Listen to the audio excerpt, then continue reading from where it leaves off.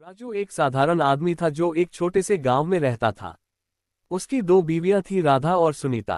राधा शांत और समझदार थी, जबकि सुनीता चंचल और नटखट। राजू को अक्सर अपनी दो बीवियों के बीच संतुलन बनाना पड़ता था, और यह संतुलन कभी कभी हास्यास्पद स्थितियों में बदल जाता था। एक दिन राजू सुबह उठते ही अपने सिर पर हाथ रखते हुए बिस्तर से उठा। उसने देखा कि राधा और सुनीता दोनों ही रसोई में थी और कुछ बनाने की तैयारी कर रही थी। आज नाश्ते में क्या बन रहा है? राजू ने पूछा। राधा ने मुस्कुराते हुए कहा, राजू, आज तुम्हारी पसंदीदा आलू पराठे बना रही हूँ।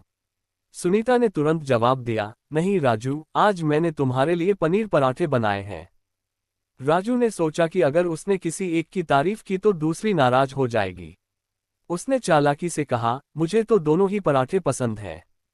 मैं दोनों खा लूंगा। गांव में एक बड़ा उत्सव आने वाला था, और राधा और सुनीता दोनों ही अपनी अपनी तैयारी में व्यस्त थीं। राधा ने घर को साफ सुथरा करने का जिम्मा उठाया, जबकि सुनीता ने सजावट की तैयारी की। एक दिन राजू घर में दाखिल हुआ तो उसने देखा कि पूरा घर उल्टा पुल्टा हो गया है। हर जगह सामान बिखरा पड़ा था और दोनों बीवियां एक दूसरे से लड़ रही थीं। ये क्या हो रहा है? राजू ने हैरानी से पूछा। राधा ने कहा, सुनीता ने मेरी सफाई में विघ्न डाला है। सुनीता ने जवाब दिया, राधा हमेशा मेरे काम में टांग अड़ाती है।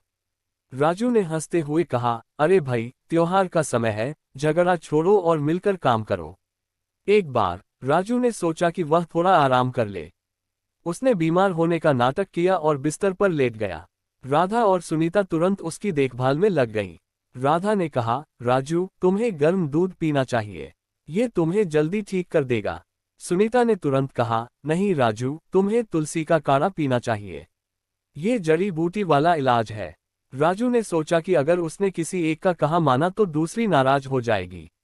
उसने कहा, मुझे दोनों ही इलाज पसंद है, मैं पहले दूध पी लूंगा और फिर काढ़ा।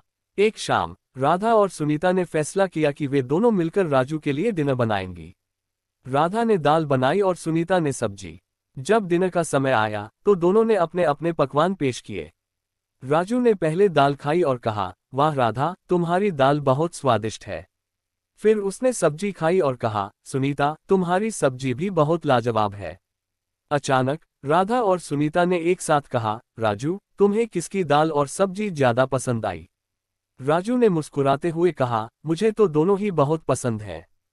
दाल के बिना सब्जी और सब्जी के बिना दाल अधूरी है। एक दिन राधा और सुनीता ने राजू से कहा कि वे दोनों ही गांव के मेले में जाना चाहती हैं। राधा ने कहा, राजू, तुम मुझे मेले में ले चलो।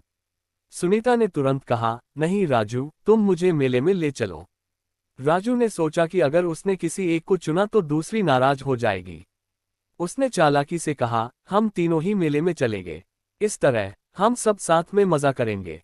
राजू की कहानी हमें सिखाती है कि कभी कभी जिंदगी में संतुलन बनाना महत्वपूर्ण होता है। हास्य और समझदारी के साथ समस्याओं का समाधान करने से जीवन के रिश्ते मजबूत होते हैं। राधा और सुनीता के साथ राजू ने ये सीख लिया कि समझदारी और प्रेम से हर मुश्किल का हल निकाला जा सकता है। ये कहानी हमें सिखाती है कि जीवन में सामंजस्य और समझदारी से जीना चाहिए।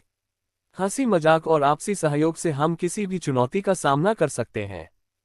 प्यार और सम्मान ही किसी भी रिश्ते की बुनियाद होती है।